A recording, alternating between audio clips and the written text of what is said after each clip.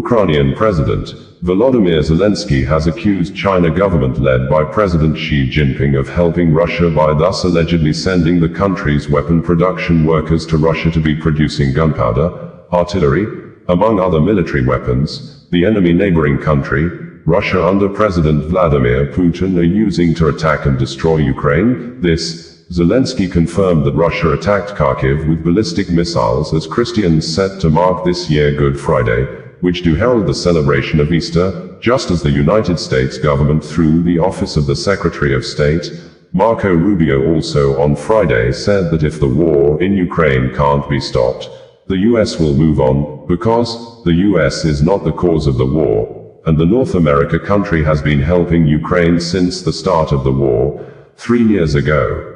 President Volodymyr Zelenskyy at a press conference on Thursday said that Ukraine has intelligence information indicating that China is supplying weapons to Russia.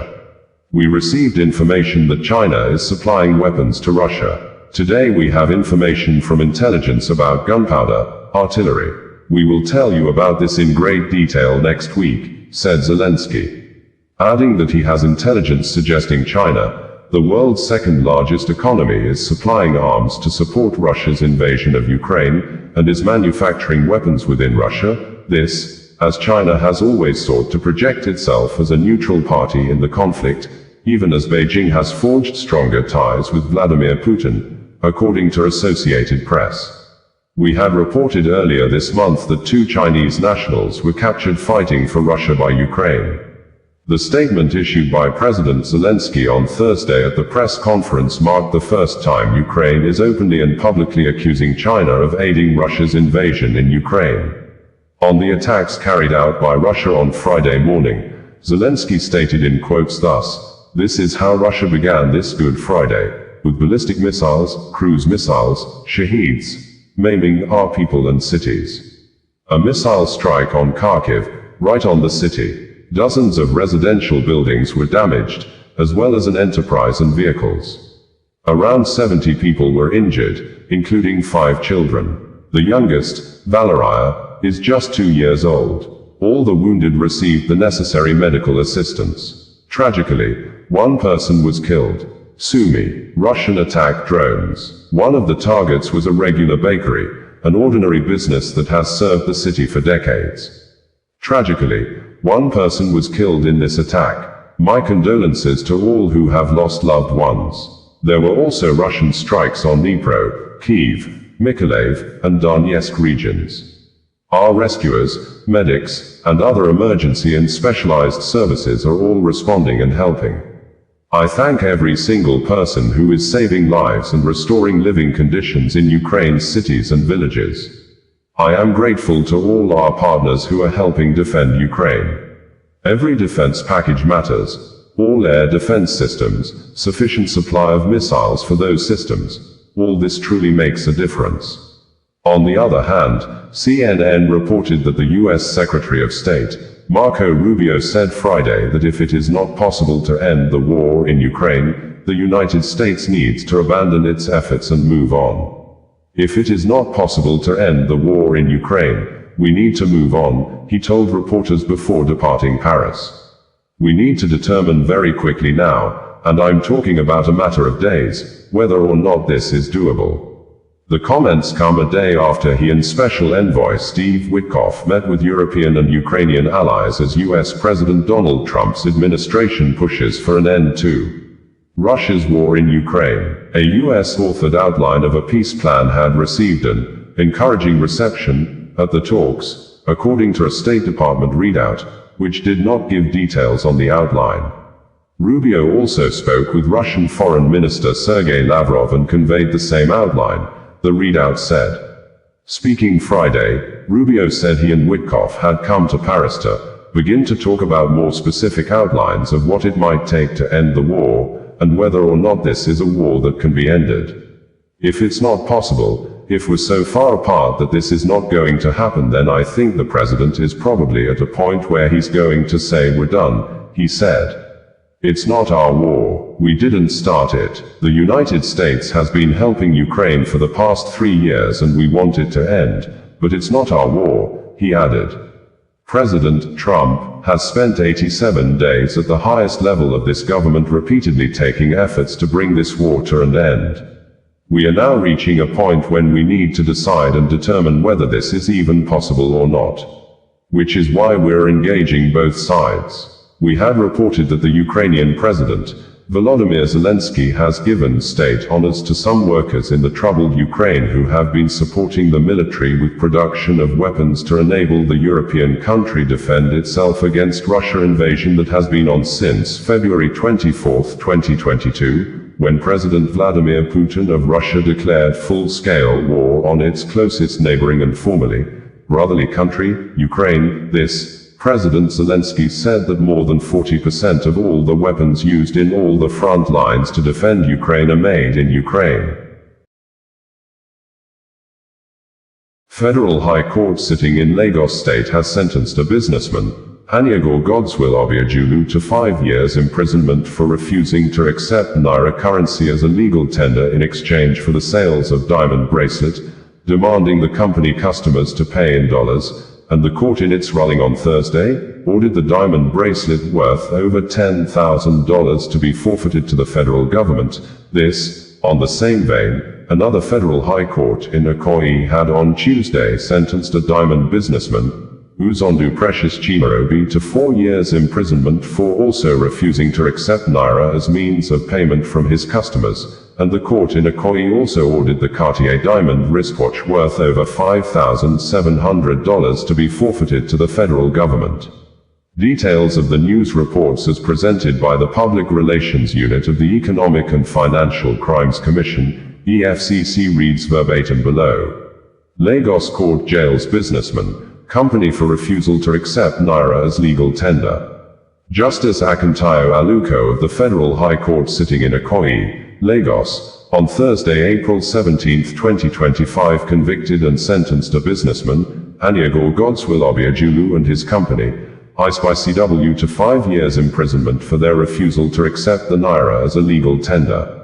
Obiajulu, alongside ICW, was arraigned on Thursday on a 2-count charge bordering on refusal to accept the Naira as a legal tender. Count 1 reads, that ICW and Aniagor Godswill on the 10th day of December, 2024 in Lagos, within the jurisdiction of this honorable court, refused to accept Naira, Nigeria's legal tender, by accepting the sum of $10,000, as a means of payment for the purchase of one diamond clover bracelet, and you thereby committed an offense contrary to and punishable under Section 21 of the Central Bank of Nigeria Act, 2007.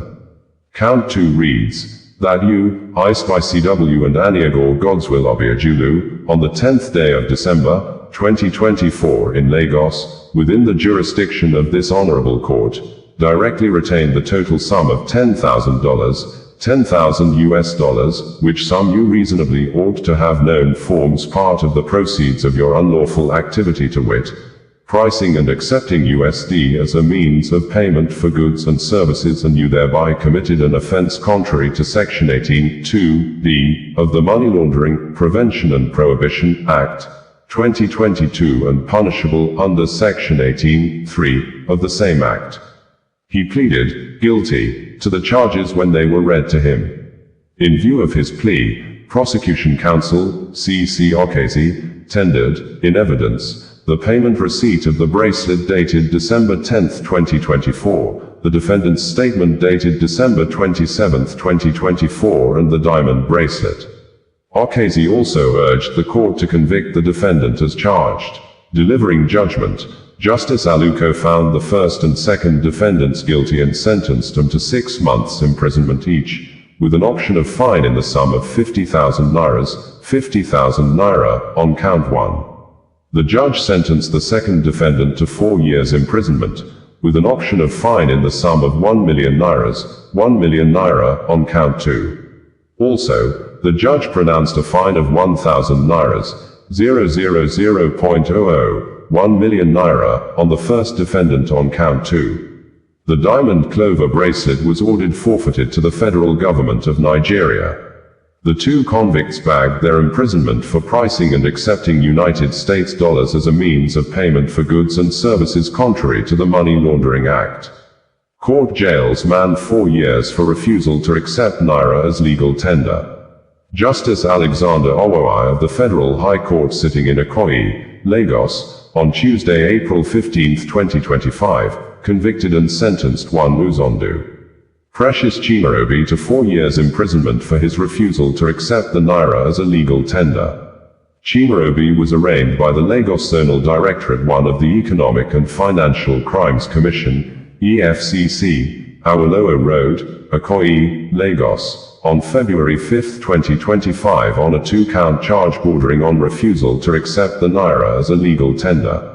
One of the counts reads, that you, Precious Chimarobi Uzondu, on the 10th of December 2024, in Lagos, within the jurisdiction of this honorable court, refused to accept naira, Nigeria legal tender, by accepting the sum of $5,700, 5,700 USD, as a means of payment for a purchase of a Cartier diamond bracelet with serial number 12,345,678, and you, thereby, committed an offense contrary to Section 20 of the Central Bank of Nigeria Act, 2007. He initially pleaded not guilty to the charge, leading to his full trial. Subsequently, the prosecution presented its first witness, PW1, Owolabi Oyereku Jude, an operative of the EFCC. Led in evidence by the prosecution counsel, H.U. Kofaneza, Jude told the court that the commission received intelligence on the activities of a jewelry company called Unlimited Jewelers Limited, whose owner is one Uzondu Precious Chimarobi. The company, which deals in jewelry at Atlantic Mall, Chevron Drive, Lekki, Lagos, intentionally tags and sells its products in dollars as against the CBN Act, 2007, which stipulates naira as the only legal tender in Nigeria.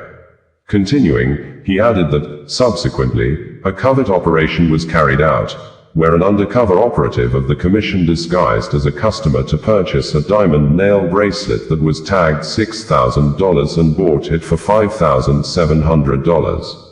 The company refused to receive naira and demanded dollars as a means of payment. The payment was made and receipt was issued in dollars. The owner of the company was arrested and taken to the commission's office. However, at the resumed sitting on April 14, 2025, the defendant opted to change his not guilty plea to guilty. Consequent upon his guilty plea, Kofaneza prayed the court to rely on the evidence earlier given by the investigating officer, and admit the same in convicting the defendant. Kofaneza, thereafter, tendered the defendant's statement and other evidence to further prove his guilt, and they were admitted by the court. Justice Owoeye then adjourned till Tuesday, April 15, 2025 for ruling.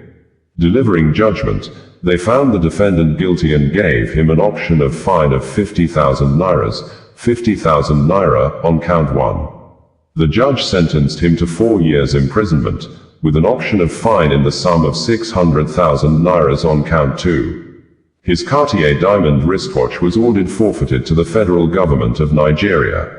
The convict bagged his imprisonment when he refused to accept naira by accepting the sum of $5,700, 5,700 USD, as a means of payment for a purchase of a Cartier diamond bracelet. He was charged to court and convicted. Plateau State government under the leadership of Governor Caleb Mutfwang has ordered probes into the alleged killing of 36 cows in Bassa local government area of the state, days after suspected herdsmen invaded and killed scores of people at Zika community in the same Bassa local government area of the state.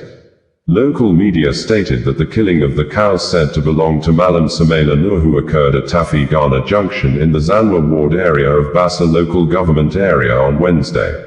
The Plateau State government, in a statement issued on Thursday evening, stated in quotes thus, "Our attention has been drawn to an allegation circulating on social media, particularly from the Gabden media team, concerning the alleged poisoning of 36 cows belonging to one Malam Samela Nuhu on the 16th of April, 2025, at Tafigana Junction in Zanwa ward of Bassa local government area. While government is deeply concerned about this report, it urges the public to remain calm and avoid speculations or narratives that may further inflame tensions or disrupt the peace in the area.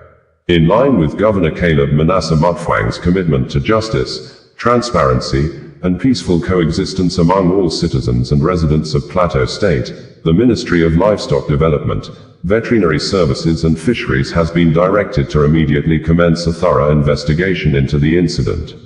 A team of veterinary experts, environmental officers, and field investigators have already been deployed to the location to collect samples and establish the facts surrounding the alleged poisoning.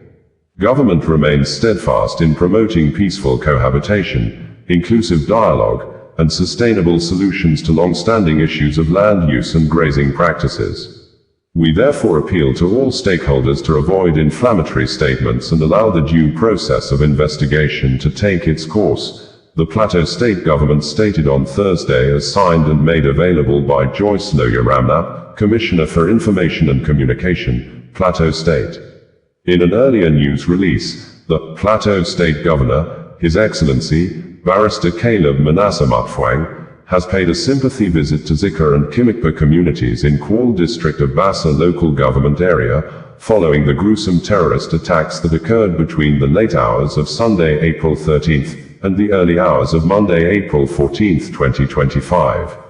The governor, visibly shaken by the scale of destruction and human suffering, was deeply moved upon seeing the despondent women, children, and the elderly who were displaced and left without shelter or means of livelihood.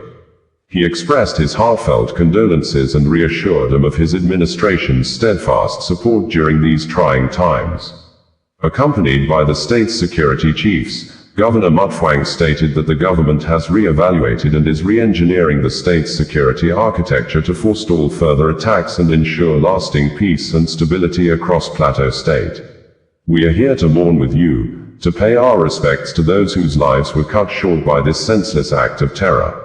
The entire nation is grieving with you, and so is the international community, the governor said. I have wept since yesterday because we believed that all necessary measures were in place to prevent a recurrence of such tragedies. We have made significant investments in security, but as with many human efforts, they sometimes fall short. However, this incident is a painful setback for us, especially as we have made considerable progress in pursuing peace across the plateau. He reiterated his administration's determination to prevent further loss of innocent lives. No one has the right to take the law into their hands. Despite the provocation, we must not allow ourselves to be dragged into the abyss of lawlessness. We remain committed to building a peaceful and prosperous plateau for all. In his remarks, the BRRA Ngwe Arigwe, Reverend Ronku Aka, thanked Governor Mutfwang for his prompt and compassionate visit to the affected communities. He urged security agencies to intensify efforts to safeguard rural populations and lauded the governor's development strides, particularly the construction of roads in the area. We are a peaceful and accommodating people. Our hospitality should not be mistaken for weakness. We believe in the rule of law and will not seek revenge. This land is our ancestral home, and we have no other. Some people may wish for Plateau's downfall, but we remain steadfast in our hope for its rise and restoration. The traditional ruler prayed for divine wisdom for the governor in handling the challenges facing the state.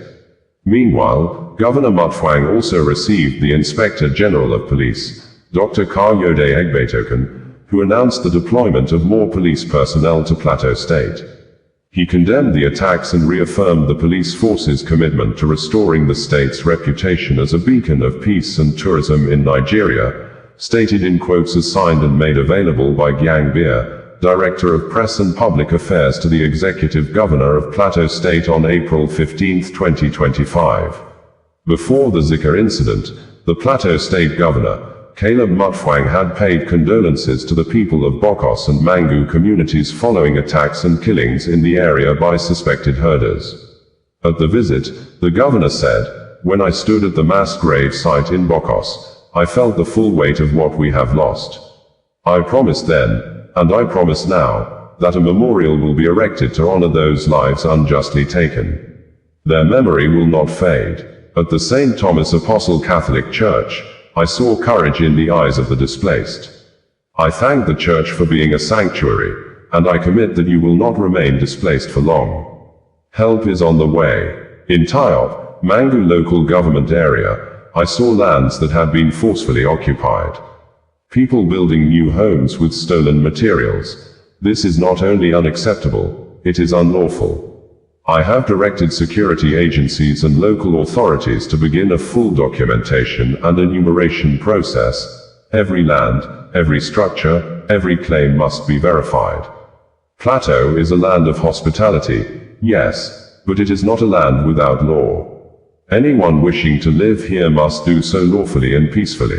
To our security agencies, I charge you, carry out this enumeration with fairness, firmness, and justice. We will not allow injustice to take root under the guise of resettlement.